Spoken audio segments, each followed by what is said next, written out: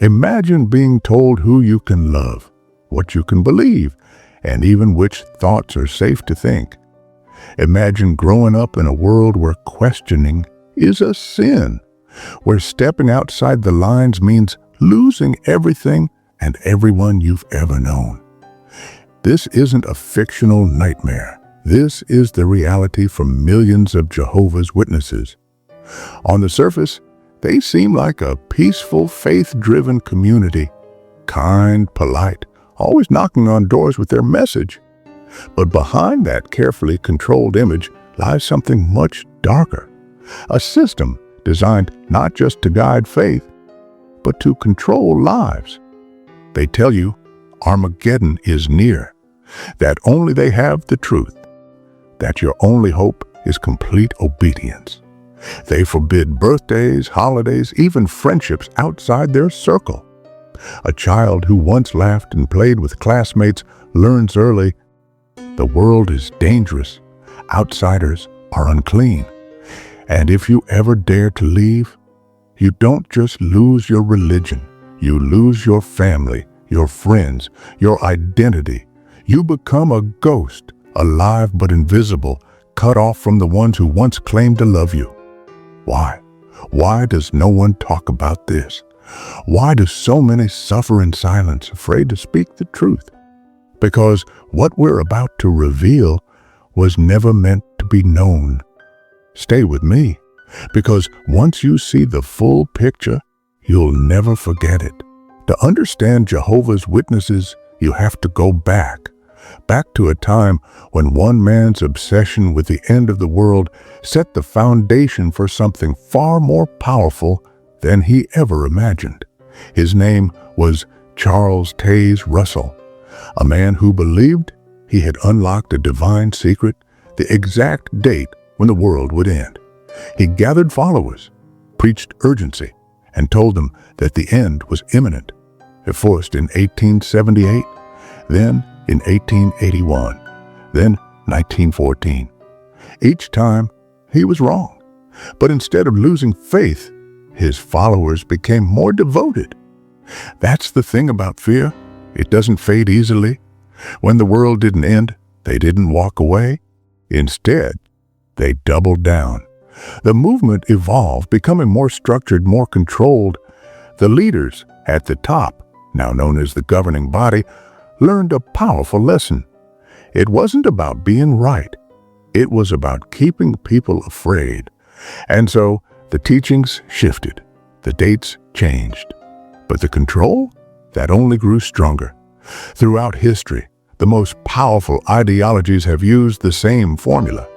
Convince people that the world is dangerous. Promise them safety, but only if they obey. And cut them off from anyone who could make them think differently. This is how cults survive. This is how control is passed down through generations. Jehovah's Witnesses are taught from birth that everything outside their faith is evil. Higher education is discouraged because knowledge leads to questions. Celebrations like birthdays and holidays are banned because traditions create connections. Friendships with outsiders are limited because the more you rely on others, the weaker their hold on you becomes. But the most powerful weapon? Disfellowshipping. Imagine growing up in a world where your family is everything. Your parents, your siblings, your childhood friends, they are the only ones you trust. Now imagine that one day you start asking questions, and suddenly you're told that if you keep doubting, you'll lose everything. That's not just a warning. It's a sentence. Those who leave Jehovah's Witnesses don't just lose a religion. They lose their entire world. A mother will stop speaking to her own child. A brother will act as if his sister is dead. It's not just exile, it's erasure. And this is where the true power of fear reveals itself. Because even those who see the cracks in the foundation hesitate. What if they're right? What if leaving means being alone? What if Armageddon really does come tomorrow? This is how control works, not with chains, not with force, but with doubt. Now, if you think that the matter was all there was to it, you're wrong, because the most shocking truths are still ahead. Control is most powerful when it doesn't feel like control, when it feels like love, like protection, like salvation. Jehovah's Witnesses don't see their rules as restrictions. They see them as the only way to survive. Because from the moment they can understand language, they are taught one thing. The world is ending, and only they will be saved. This is not a metaphor. It is their reality. The belief in Armageddon is the foundation of their faith. To an outsider, it might seem like just another religious teaching, but for witnesses, it is everything. They believe the world will soon be destroyed in a divine war, where God will eliminate everyone except Jehovah's faithful followers. Not just bad people, not just sinners, everyone, doctors, teachers, scientists, even kind, loving family members, gone. This belief shapes every aspect of their lives. It dictates how they act, how they think, and most importantly, how they obey. Because when you believe that disobedience means destruction, you don't question, you don't doubt, you comply. This is why Jehovah's Witnesses reject blood transfusions, even in life-threatening situations. They believe accepting blood is an unforgivable sin, even if it means death. Parents have watched their own children die in hospital beds because they believe that saving them would mean losing them eternally. This is why they forbid birthdays, holidays, and celebrations, not because these events are inherently bad, but because they create ties to the outside world. They remind members that life is meant to be joyful, that individuality should be celebrated, and individuality is dangerous. Because a person who sees themselves as unique, as valuable, is a person who might start thinking for themselves. This is why Jehovah's Witnesses live under strict lifestyle regulations. Every decision, what they read, what they watch, what they wear, who they love, must align with the teachings of the governing body. Even something as simple as a beard can be controversial because conformity is more important than personal preference. But what happens when someone breaks the rules? That's where disfellowshipping comes in. To the world, disfellowshipping might sound like excommunication, a removal from the church. But in reality, it is much darker, because when a Jehovah's Witness is disfellowshipped, they are not just removed from religious services. They are erased from existence. A disfellowshipped person cannot talk to their own family. They cannot sit at the same table, share a meal, or even receive a simple greeting. Parents have disowned their own children. Spouses have been forced to leave their partners. And for those born into the religion, the punishment is even worse, because it means losing everyone they have ever known. Many who leave describe it as a psychological death. Some try to rebuild their lives. Others never recover. A study published in the Journal of Religion and Health found that former Jehovah's Witnesses experience higher rates of depression and anxiety compared to the general population. Some turn to therapy. Others, tragically, don't make it that far. Even those who stay in the faith live under this threat, knowing that one wrong step could mean losing everything. And so they stay. They obey. They convince themselves that their doubts are sinful, that if they just believe harder, pray longer, suppress their thoughts deeper, maybe then they will finally feel at peace. But peace never comes when you live in fear. Fear is a powerful weapon. But control isn't just about fear. It's about limiting knowledge, restricting choices, and making sure that the outside world always feels out of reach. That's why Jehovah's Witnesses discourage higher education. To an outsider, this might seem strange. Why would a religious group oppose learning? But to understand this, you'll have to look deeper. Because education is not just about acquiring skills, it's about exposure. Higher education encourages critical thinking, debate, and questioning, all things that threaten a system built on absolute obedience.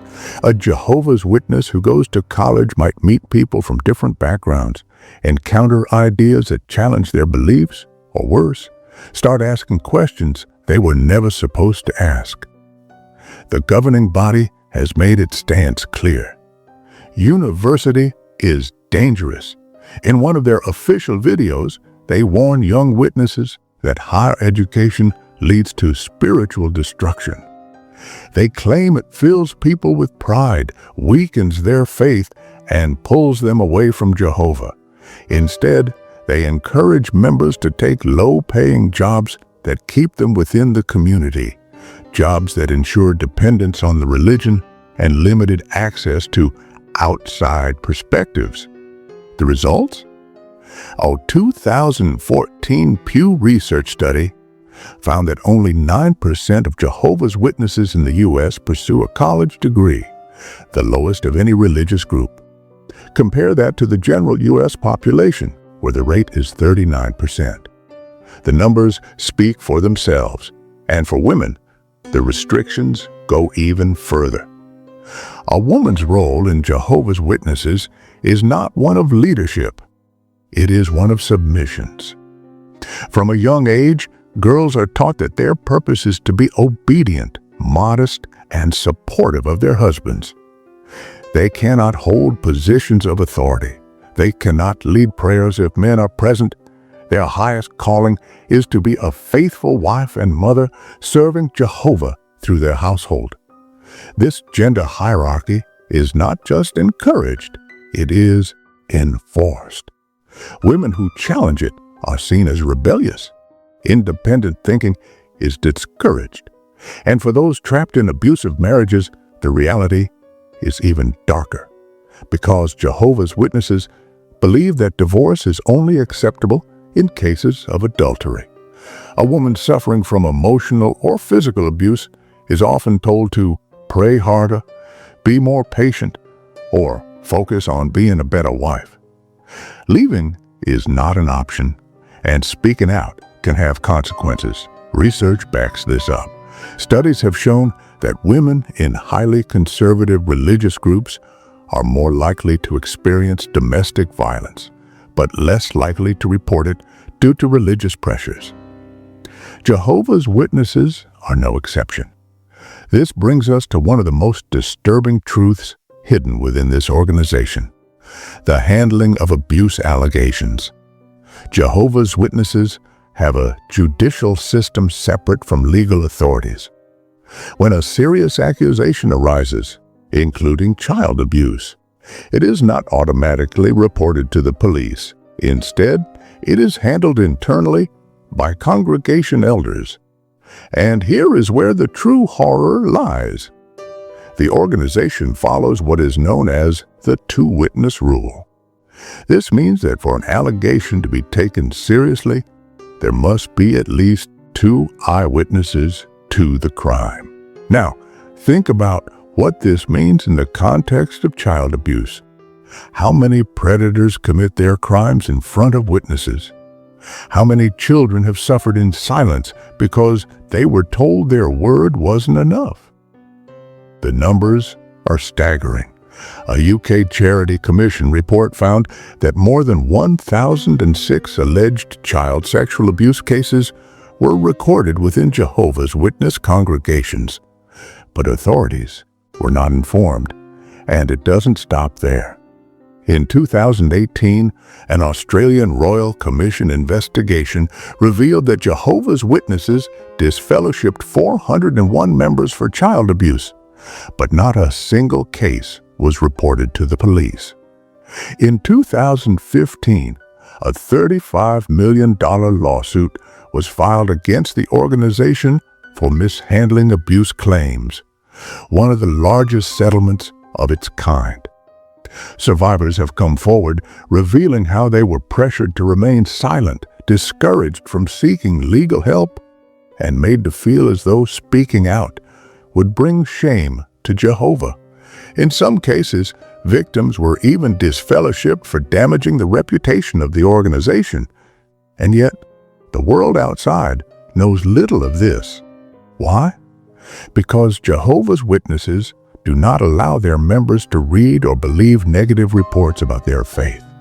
They control information just as tightly as they control people.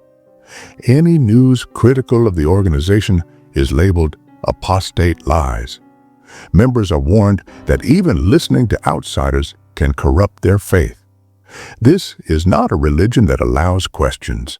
It is a system that survives by silencing them.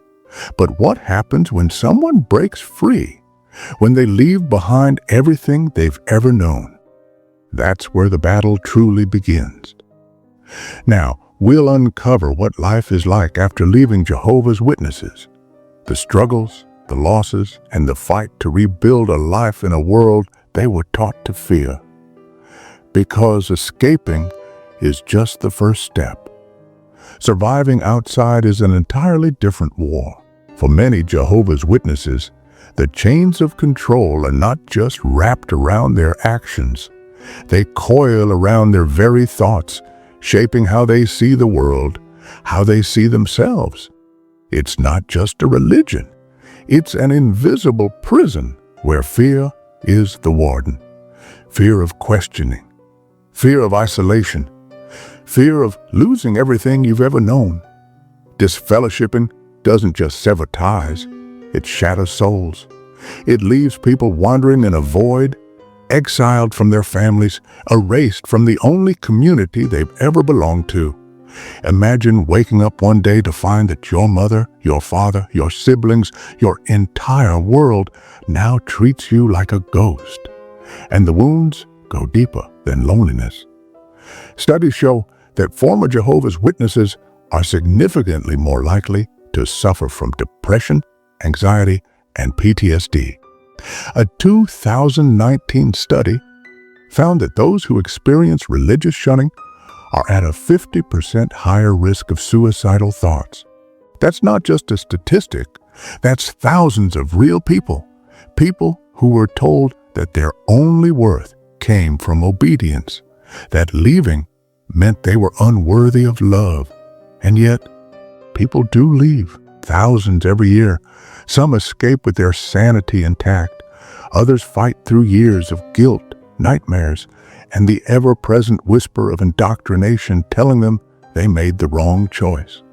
But here's the truth. Leaving isn't the end. It's the beginning. Yes, it's painful. Yes, it's terrifying.